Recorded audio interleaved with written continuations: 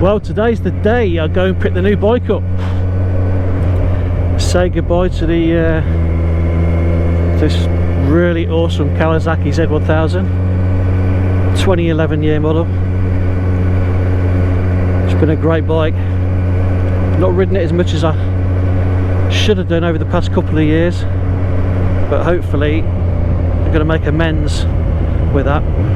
Well, I should hope so, because I go and collect my new one, KTM 1290 Superduke R.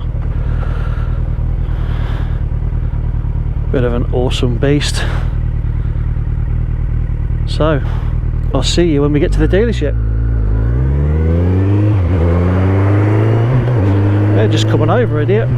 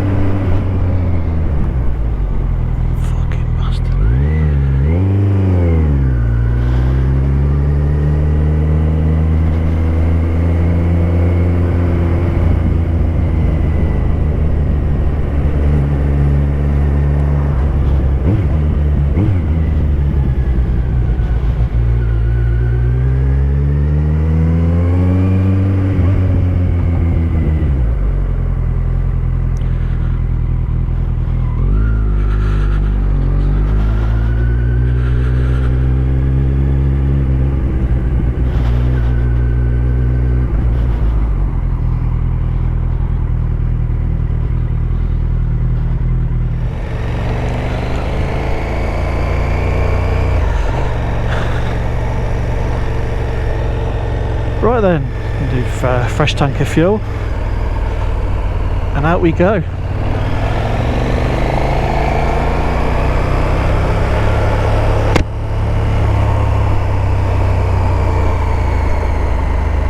I collected the this new 2020 KTM 1290 Superduke R.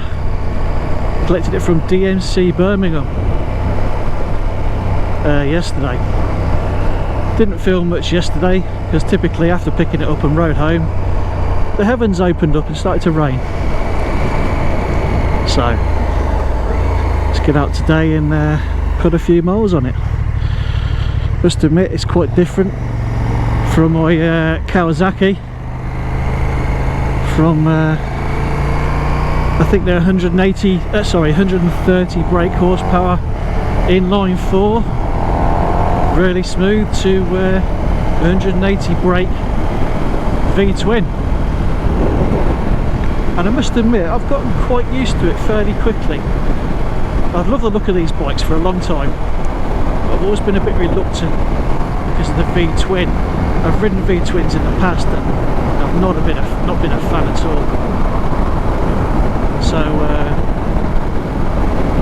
but I must admit, I did about an hour and a half on a demo bike, and then did a couple of hours yesterday just riding home, and it was really pleasant. The extreme engine braking you get on normally on a normal V-twin isn't there. You know, you come off the throttle and it's still quite smooth and progressive, which I really like. It was an engine braking thing that I really disliked. I remember riding many years ago an SV1000. A friend of mine had an SV1000, and he told me, you got to go out and give it a spin, and I hated it. At the time I had a 1200 Bandit, another smooth inline 4, and I just didn't like the SV at all. Come off the throttle and it's like stamping on the brakes. This is nothing like that. This really is nice smooth. Still get a bit of vibration. It's more vibey than my Z1000, but it is to be expected. It is a V20. It's not really completely vibeless, but it's bearable. It's easy.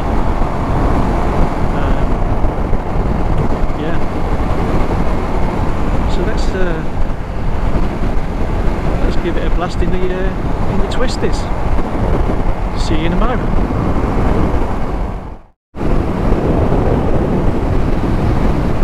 One of the things I really do like with this, see if the camera's on, just let's see, is cruise control. Never had cruise control on a bike before, but this is awesome. I really like this feature. Plus and minus buttons down here. Pop it on there. There we are. Whoops, wrong way. 75 on cruise. So if you've got an aching right wrist, because I sometimes get, it doesn't matter what I ride, I eventually get tingling and numbness in my right hand. So this is a bit of a godsend. I can just rest my hand on there, which is really good. I really like that feature. You can also take a bit of weight off your wrists.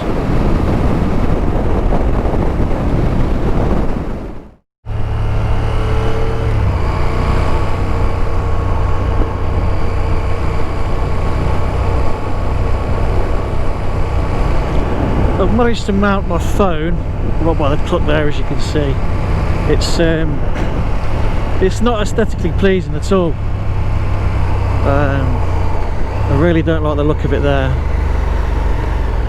but I need to look into maybe some other kind of mount or something like that. Okay, here we are in some traffic.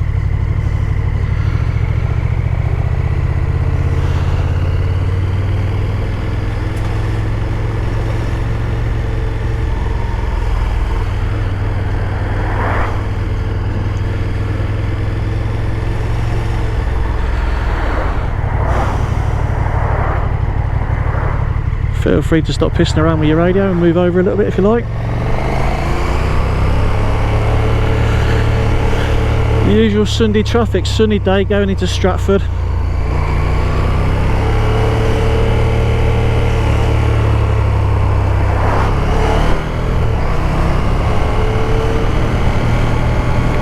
It's ridiculous. I've been caught in this in a car before. Absolute nightmare. There is another way around. Back at the island there's another way into Stratford, but this seems to be the most easily accessible way in, I guess.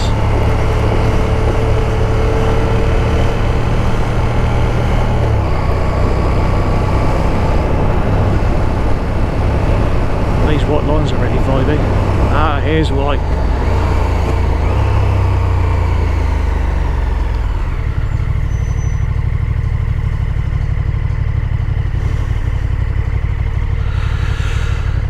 One thing I've noticed is being a little on the short side, only 5'7", this bike is a fair bit taller than the Z. I used to be able to get 1 foot flatted on the Z at a standstill, or balls of the feet on both. On this I'm just ball of the feet, or ball of my foot rather.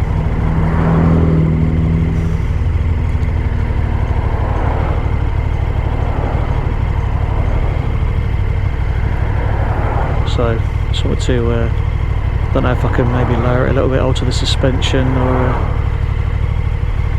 get some boots with thicker soles.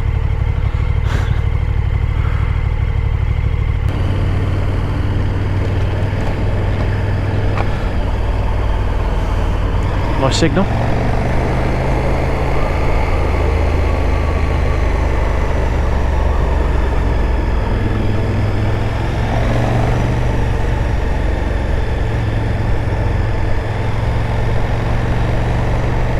So yeah, I was close to having the ZH2 supercharged inline floor What's the floor? 4. Can't get my words out today. Supercharged inline 4, around about 200 brake, 198 brake or something like that. A lot bigger and heavier than the KTM, but still a great bike. A little bit more might on the looks. I mean, I like bikes that stand out and are a little bit different, angular corners and all that kind of stuff. I like that. Yeah, be a bit different if you're going to do it. It's a bit like the KTM. And when I first bought the Z1000 back in 2011, that raised a few eyebrows with its looks, but I liked it. I liked it a lot, so I bought it.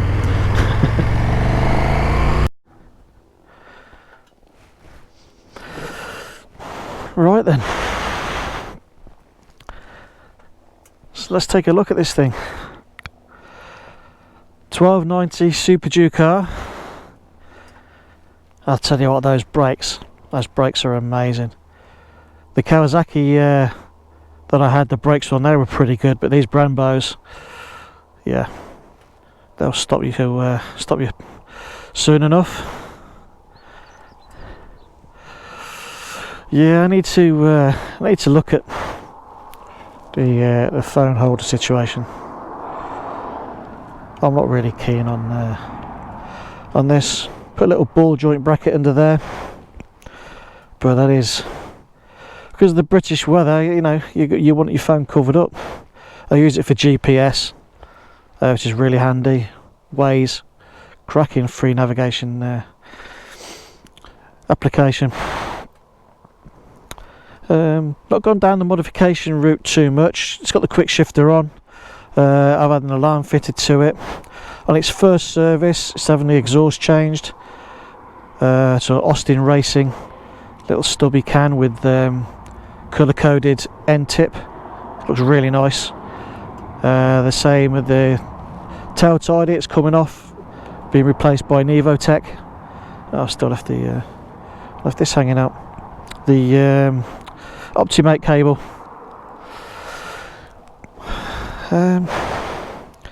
Probably remove the rear hangers, rear pegs. I don't plan on taking passengers. I haven't before, so, and I certainly don't think anybody would want to be perched on there for too long. So I might blank those off, get more of the sporty look. Need to play around with the suspension a little bit. I don't really have a clue on suspension settings. I think you've got a preload down here. Might be able to soften it up a little bit because it's just a tad tall for me. Yeah, being only 5'7", but everything else about this bike I really like. Tyres scrubbing in nicely, but in whole, this is a really good looking bike. Digital features. I know 1,000,001 YouTubers have already reviewed this bike, but took that single press and the screen all fires up. Nice digital display, giving you everything you need. Currently 109 miles on the clock, 150 mile range. Fuel, it's not too bad. At best I used to get 130 out of the Z, but that was a 15 litre tank, and I believe this one's an 18 litre tank. Traction control, ABS, all turned on. All pretty self-explanatory, most of it. Ride mode, sport, street rain. I haven't got the track pack. I don't need the track pack. I don't intend putting this on the track, and why pay for something you're hardly going to use, to be honest. Other Riders Moto quick shifter on. The only thing I've noticed is the Bluetooth. I could not compare the Bluetooth to the I think it's KTM Ride Me app, which is in the App Store for $7.99. Come on, KTM, you should be giving that away. But I couldn't get it to work. I didn't know how to put the bike into pair mode for the Bluetooth. But after a bit of googling, apparently it's not set up yet. It's a software update sometime in August, I believe, to include that, which is I think a little bit naughty. KTM sticking a bike out there that has all the software features on it.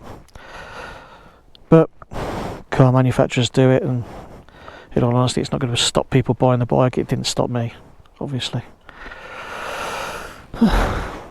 So there you have it. I've waffled on. New to the reviewing thing.